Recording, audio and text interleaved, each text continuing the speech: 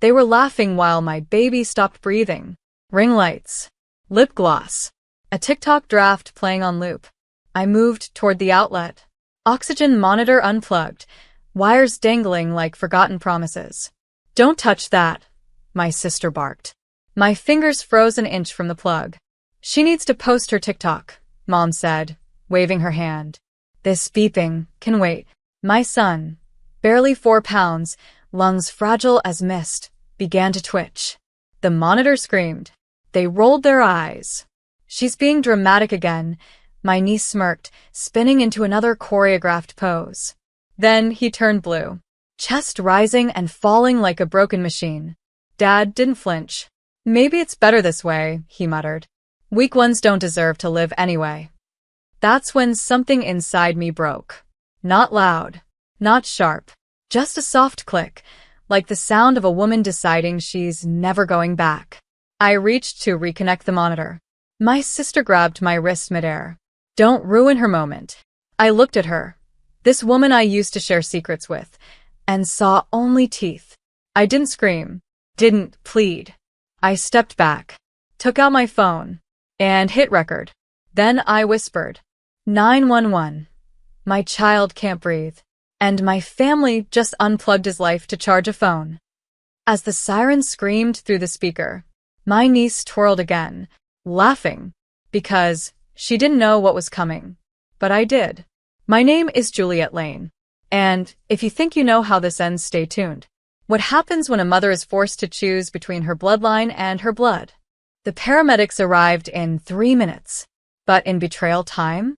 That's a lifetime. I watched them push past ring lights and glitter. Watched my mom gasp, as if she were the victim. Wait, it's just a misunderstanding. She tried to pull one of them back.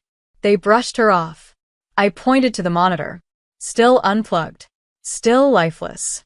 And then to the corner, where my son's tiny body lay trembling, lips blue. He stopped breathing. The outlet was used to charge a phone, I said, voice steady. The medic glanced at the charger, then to the half-lit screen showing a paused TikTok draft, then at my dad. And maybe it was the way he didn't look away, didn't flinch, like guilt was a foreign language to him. They swarmed my baby. One worked the oxygen. One checked his vitals. And one turned to me and said, "You did the right thing. If you hadn't called, he might not have made it." That's when I heard the video still playing on my phone. Not the TikTok. My recording. Every word. Mom's indifference. Dad's cruelty. My sister's grip.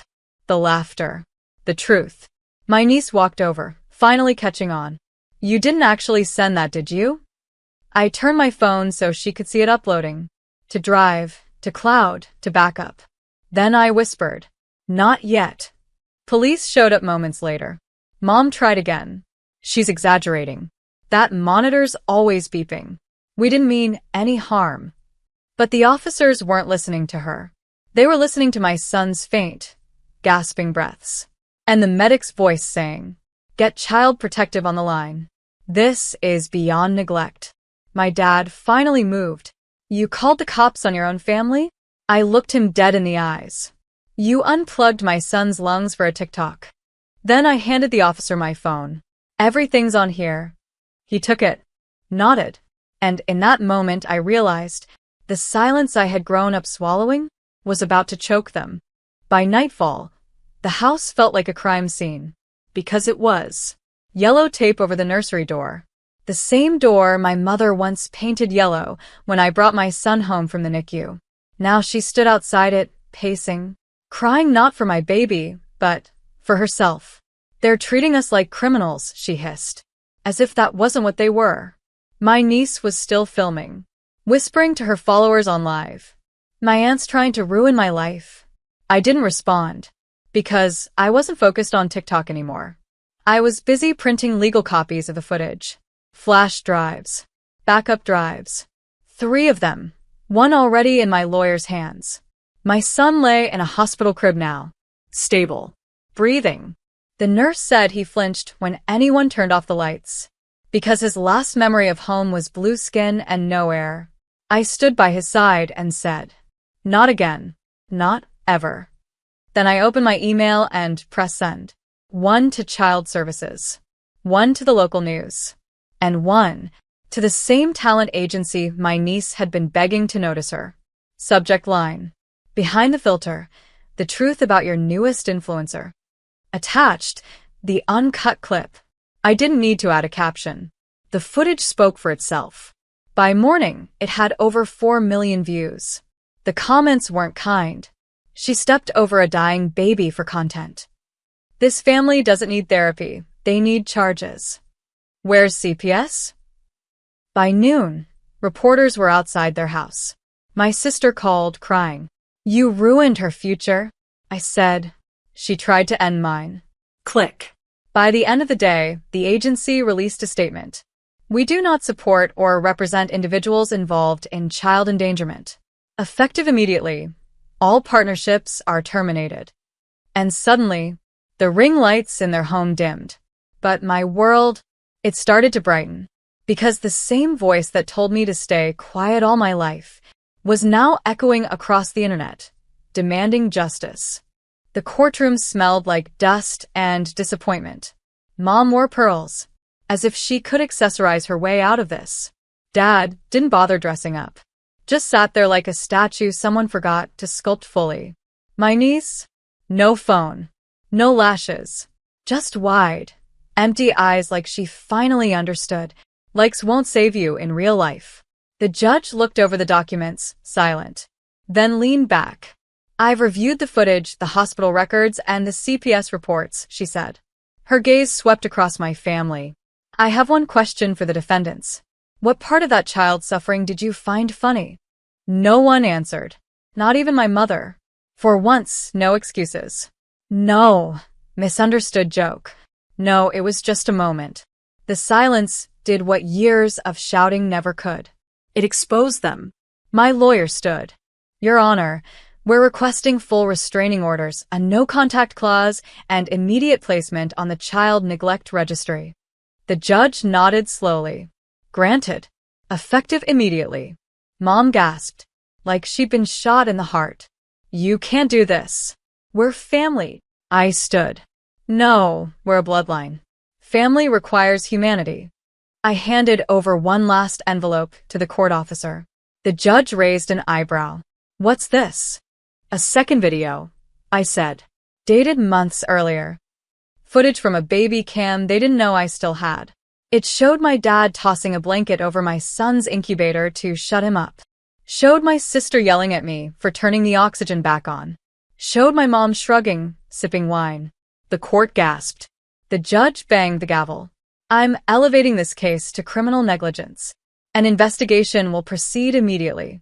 And just like that, the people who unplugged my child for a dance video were now facing felony charges. Outside, reporters gathered. My lawyer turned to me. Do you want to give a statement? I looked at the cameras and whispered, tell them I'm not a hero. I'm just a mother who finally pressed play. My house used to echo with their voices. Now, just lullabies and steady breaths. My son slept, chest rising, falling, as machines quietly monitored his tiny heart. Safe. Because I built a home that didn't need apologies to survive. Meanwhile, across town, my sister's face was splashed on every local channel. TikTok influencer turned cautionary tale. Family charged after viral clip reveals dangerous neglect of infant. I didn't need to speak. The world had seen it all. Even brands that once partnered with my niece were pulling away like they'd touched fire. We had no idea she was involved in something this cruel. Their golden girl now trended under the tag. #oxygen for likes. Mom tried texting. Please talk to us. It got out of hand. I didn't reply. Instead, I emailed the property lawyer. Because here's what they didn't know. The house they lived in, it was still under my name. After Dad lost his job years ago, they used my credit to refinance. I'd signed the papers out of guilt, thinking family meant sacrifice. Now I understood better. So I sold it. Every wall they decorated. Every mirror they danced in front of. Gone. I didn't even warn them. Just waited until 2 p.m. when the new owner showed up with movers. Mom screamed on the lawn. My niece sobbed in the driveway. Dad tried threatening the realtor until police escorted him off the property. And me?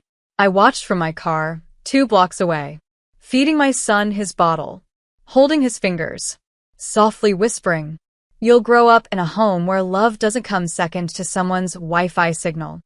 Later that night, a news anchor said, "The baby in the now viral video is recovering well, and sources confirm he's in full custody of his mother." My lawyer smiled. "You just became the face of maternal justice." I didn't want fame. I wanted peace. But if the cost of peace was telling the world exactly who they were, then let the whole world hear.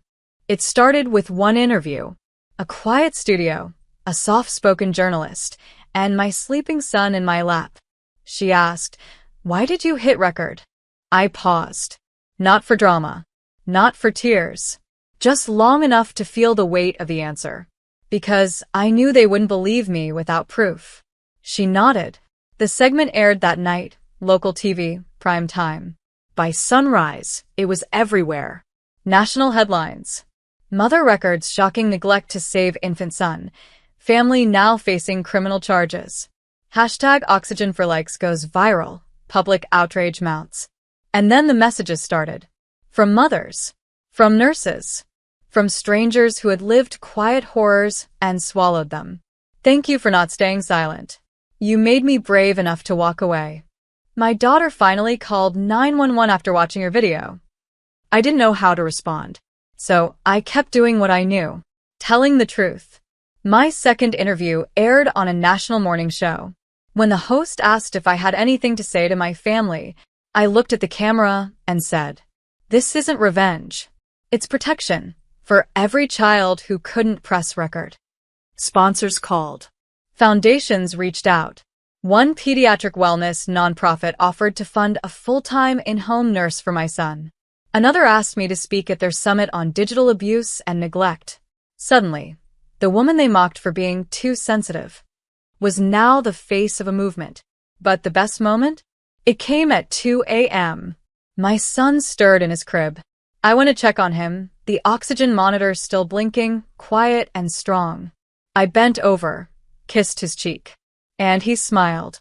Not a reflex. A real, tiny smile. The kind that says, "I feel safe." That's when I knew. They'd stolen so much from me.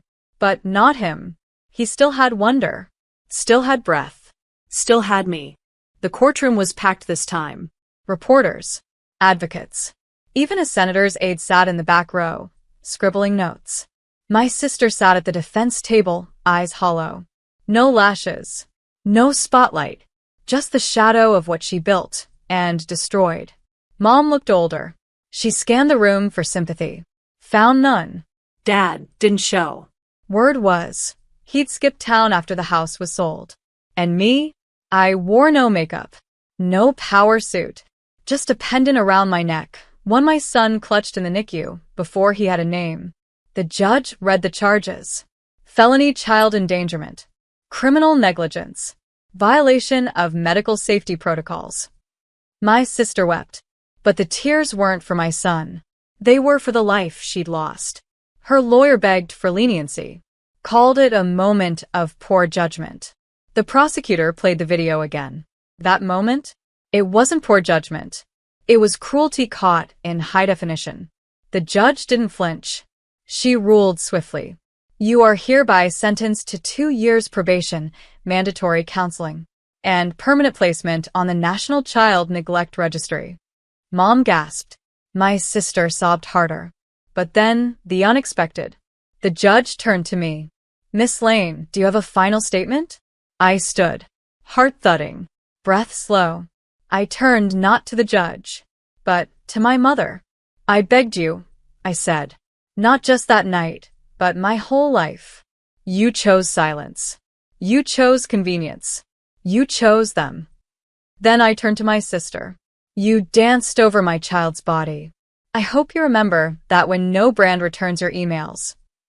I faced the court, and to anyone watching, wondering if they should press record too, I lifted my phone. Do it. You're not crazy. You're not dramatic. You're proof waiting to be believed. The courtroom clapped. Not loud, just enough. Like justice exhaling. Outside, flashbulbs popped. My lawyer leaned in and said, "They want to put your story in a documentary." I nodded, but my mind was already home, with a baby wrapped in light, breathing. It's been a year. My son walks now, wobbly steps, gummy grin, hands in the air like every moment is applause. We moved to a small town where no one calls him that baby from the video. Here, he's just Noah. Strong. Curious. Unbroken. The oxygen monitor sits in a shadow box on the wall. Wires still frayed where I found them, but framed like armor. A reminder that survival doesn't always roar. Sometimes it wheezes first. Mom sent one last letter. No apology. Just a line scribbled in shaky ink. "You were never meant to be a mother." She was right. I was meant to be his. My sister disappeared from the internet. No brand would touch her. She applied for jobs under new usernames, didn't matter. Because the moment she handed me that silence, instead of a plug, she muted her future. I still get messages. From strangers. From survivors. From women with shaking hands and whisper quiet courage. And I reply to every single one. Because someone once believed me. When I couldn't even speak. Now I speak so others don't have to scream. One night, Noah fell asleep in my arms. His hand wrapped around my pendant, the same one he held in the NICU. And I whispered into the quiet, "Thank you for fighting." To him. To myself. To every mother who ever picked up a phone instead of looking away. Then I turned off the lights, and the monitor blinked softly in the dark. Steady. Faithful. Alive.